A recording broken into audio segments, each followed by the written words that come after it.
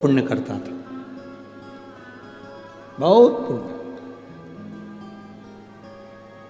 अपनी पत्नी बच्चों के साथ तीर्थ करने के लिए गया। जंगल में पहुंचा तो बहुत घोर जंगल था, कहीं उसको पीने के लिए पानी नहीं मिल रहा था।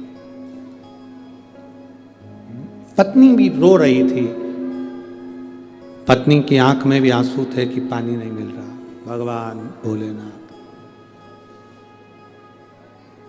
पत्नी भी रो रही, उसके बेटे की आंख में भी आंसू है, वो भी रो रहा। पूछा पति ने, क्यों रो रहे हो? हमें प्यास लगी है। बेटा क्यों रो रहा है? प्यास लगी। पति कह रहा है प्यास तो मुझे भी लगी है, पर इस घने जंगल में अपन तीर्थ करने निकले हैं, यात्रा के लिए निकले हैं, पर पानी कहीं दिख नहीं रहा, पानी नहीं दिख रहा कहीं। फिर क्या करें?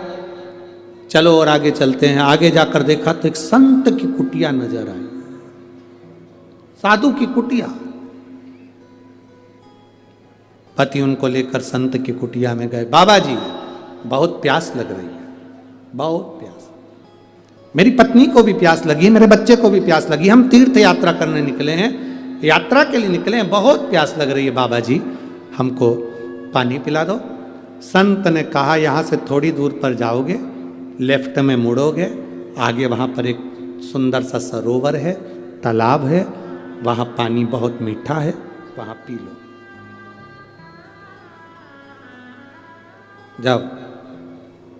अब इस व्यक्ति ने, जो पुण्यवान जीव था, इसने विचार करा, पुण्यवान जीव ने विचार करा कि भाई पत्नी और बच्चे को भी प्यास लगी है, मैं बाल्टी लेकर जाऊंगा, वहां से भर कर ले आऊंगा, इनको पिला दूंगा, मैं वहीं पियाऊंगा। चले गया। जो गया उसने सरोवर देखा, तालाब देखा, बड़ा सुंदर सरोवर तालाब था, पानी पिया, बाल्टी में भरा, लेकर आने लगा। बीच में 5 लोग उसको मिल गए। 5 लोग जब बीच में मिले, उन्होंने कहा भैया बहुत प्यास लग रही है, पानी पिला दो। उसने पानी उनको पिला। देखो पुण्यवान था, पिलाया।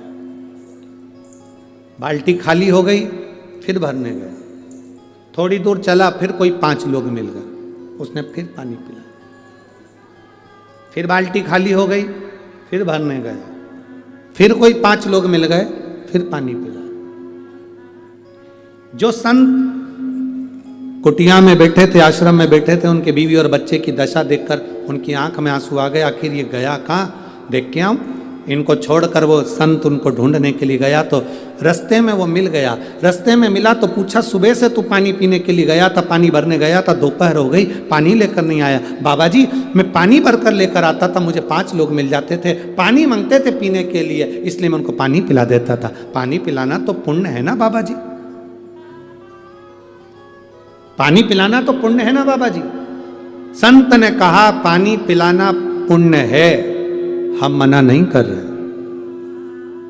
पानी पिलाना पुण्य है, हम मना नहीं कर रहे, पर निवेदन इतना सा है, अगर वो पानी पीने वालों को तुम उस सरोवर का रास्ता दिखा देते और वहां वो पानी पीते, तो पीछे से जितने आ रहे होते वो भी पानी पीने सरोवर तक जाते।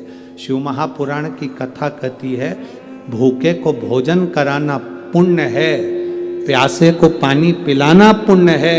शिव महापुराण की कथा कहती है, पर भूखे को भोजन कराना पुण्य है, तो भूखे को भोजन कमाने का तरीका सिखाना उससे दुगना पुण्य है, दुगना पुण्य है।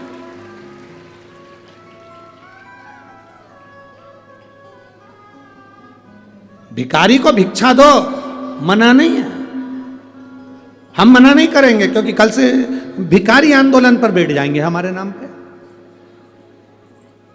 आप भिखारी को भिक्षा दो, हम मना नहीं करेंगे, भिखारी को भीख दो, हम मना नहीं करेंगे, पर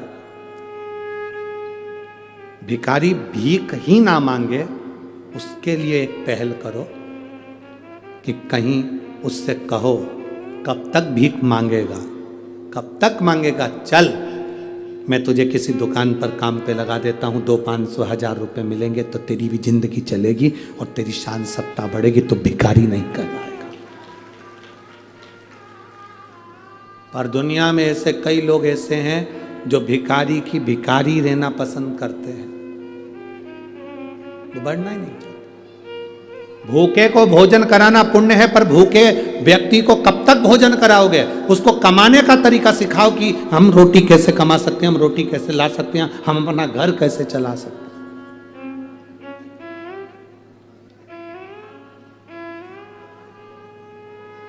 पुण्य है, मना नहीं है।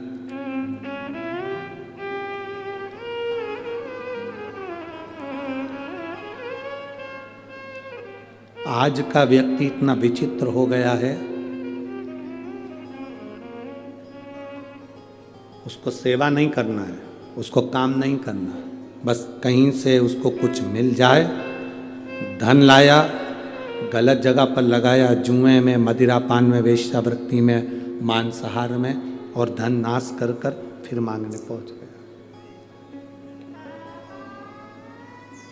हमने पहले भी कथा में कहा, आज भटिंडा की कथा में फिर कह रहा है।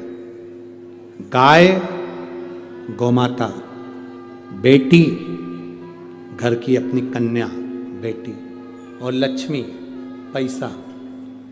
सोच समझ कर देना कि तुम कहां दे रहे हो। गौ माता को सोच समझ कर देना, किसी ऐसे के हाथ में गौ माता का दान मत दे देना कि उसने थोड़े दिन रखा, दूध दिया जब तक रखा, और बाद में मालूम पड़े वो कसाई के यहाँ कटने चली गई। अपनी बेटी का कन्यादान ऐसे के हाथ में मत कर देना। बहुत बड़ा पेट्रोल पंप देख लिया, गाड़ी देख ली, बंगला देख लिया, और मालूम पड़े बेटी को कोई इज्जत ना मिले, बेटी को सम्मान ना मिले, मीठे बोल ना मिले, आदर ना मिले, सम्मान ना मिले, और बेटी रोती है तो फिर माँ बाप को रोना पड़ता है। गाय का दान करने से पहले 50 बार विचार करो, क्या इसके घर में गाय बांधने की जगह है तो गौ दान करो। बेटी दान करने से पहले, कन्या दान करने से पहले विचार करो, क्या लड़का अच्छा है, मेरी बेटी का आदर करेगा, सम्मान करेगा, सत्कार करेगा। ज्यादा गाड़ी बंगला जायदाद नहीं देखना, हमें यह देखना है कि मेरी बेटी का आदर करेगा कि नहीं करेगा, मेरी बेटी को सत्कार देगा कि नहीं देगा, मेरी बेटी का सम्मान करेगा कि नहीं करेगा, मेरी बेटी को आदर वचन बोलेगा कि नहीं बोलेगा।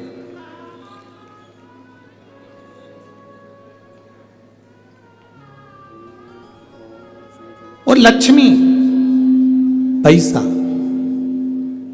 ऐसे भिखारी के कटोरे में मत दो जो लेकर जाए और बाद में मदिरा में लगा दे, जुए में लगा दे, मांसाहार में, वेश्यावृत्ति में लगा दे। गाय गलत जगह जाती है तो रोती है, तो दान करने वाले को रोना पड़ता है। बेटी गलत जगह चली जाती है तो कन्या दान करने वाले को रोना पड़ता है, और लक्ष्मी गलत जगह चली जाती है तो दान करने वाले को रोना पड़ता है।